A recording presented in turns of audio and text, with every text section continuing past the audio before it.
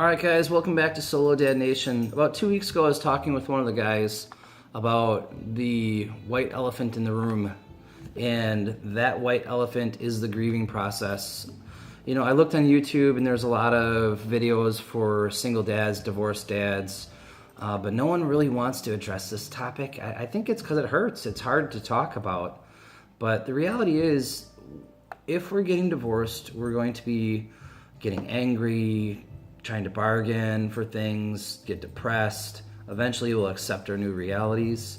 But really, I think for a lot of us, it's not so much giving up the person that we were with, it's giving up what they represent. Because if they were what they represented to us, being your best friend, your plus one, the person helping you raise the kids, your partner in building family memories and dreams, all that kind of thing, then we'd still be together. But unfortunately, it's likely they weren't providing those things to you, which is why we are now getting divorced. So, all right, so with the grieving process, how is it beneficial? So, denial. Some people would think, well, denying things isn't healthy at all. That's true if you get stuck in denial. But if you are aware of the grieving process, you can use the different phases to your benefit. So if you're denying things, what that means is you're not ready to accept everything that's coming emotionally from the divorce.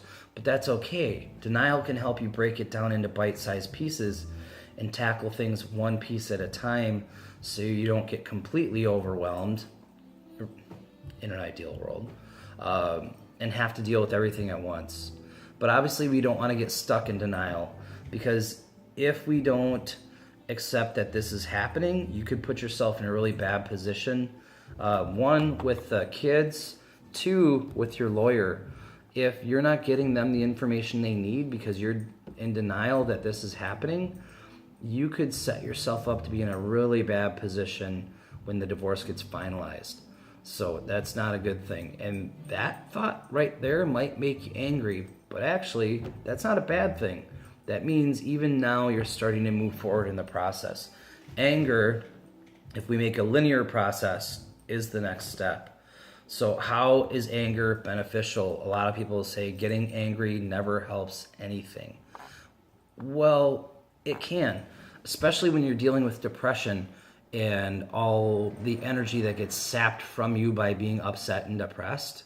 Now that we're talking about this process, we can use anger to energize ourselves. You know, don't be negative with it and go trash the house or badmouth your wife in front of the kids, because whenever we badmouth our significant other or ex-significant other, that hurts the kids.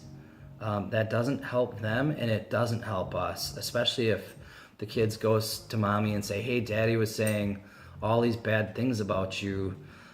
That's just going to make her upset, and hopefully she's not vindictive or spiteful, because we are going through divorces here. That's what this whole group's about. And you don't want her trying to take any more of your stuff than she may already be taking. So that's anger. Obviously, you don't want to get stuck in anger because it's not productive. But when you do get angry, or when you're depressed and you need some energy, use that energy from your anger and channel it into whatever you need to get done. And actually, it might not even be a bad idea to have a to-do list that you could put on the door leading to the garage or whatever door exits your home. And when you get angry, go look at that list. See if there's something you can do productive with the energy from that anger. All right, so next is bargaining. Now, according to the article, it says it's an attempt to avoid the relationship by promising to act differently. And it says the benefits are temporary storage. Bargaining is helpful when there's a chance a relationship can be saved. So I think what they're alluding to with temporary storage is almost like a pause. If you are bargaining with each other, then you're putting a pause on ending the relationship.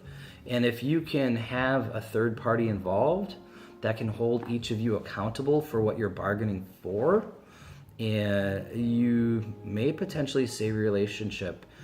I know for a lot of us, more than likely it's over and the relationship's never going to get restored. If you can, great, because there's so many bad things that a lot of us don't think about with divorce. One of my good friends went through a similar situation a while back, and he mentioned to me that it could be worth discussing with my ex that we should be cautious about who we allow around our child.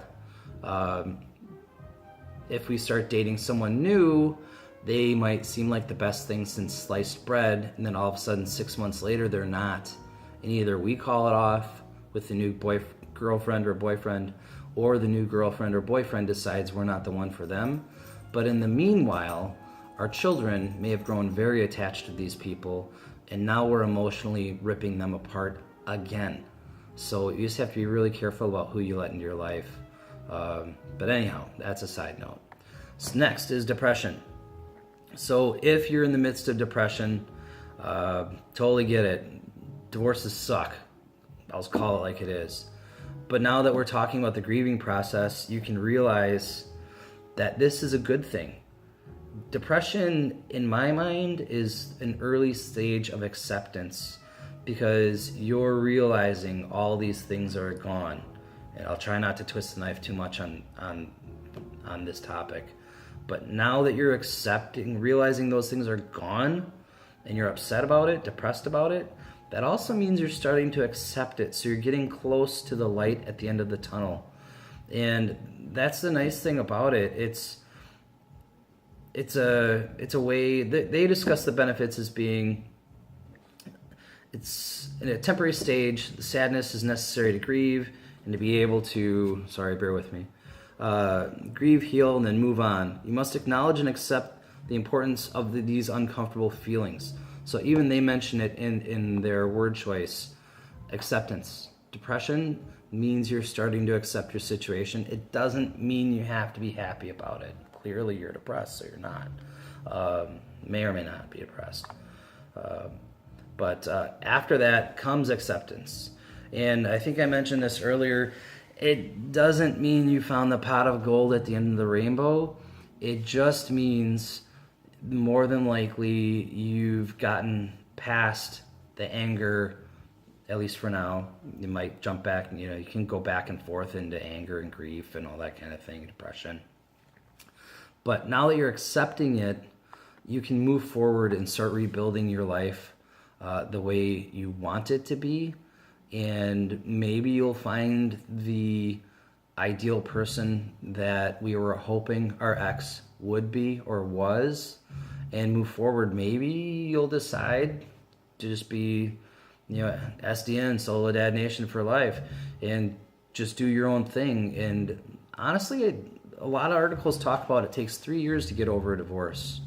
So really focusing on those things you were looking for, you can find them in yourself. That feeling of excitement or happiness that the other person gave you or you wanted them to give you, you already possess all of that inside of you. So give it to yourself. Let yourself be happy. If you need a big emotional hug, give it to yourself. If you wish the other person would have done specific things for you in regard to being nice to you, do those things for yourself. Be your own best friend. You should be anyway. But so it's just another way to focus on acceptance and moving forward. So these videos will get better with time. I don't claim to be perfect, and I don't claim to be a guru. This process is helping me learn and grow and develop and move on with my life. So hopefully it's helping you too. Take everything I offer with a grain of salt. All of our situations are different. We all move at different speeds. But feel free to private message me through the Solo Dad Nation Facebook page. If you don't want to publicly discuss things or publicly request information about topics, I'm more than happy to read those messages and see what I can come up with. It'll be helpful for me, and hopefully I can make it helpful for you. All right, guys, have a great night. Tomorrow morning, wake up, make those beds. See ya.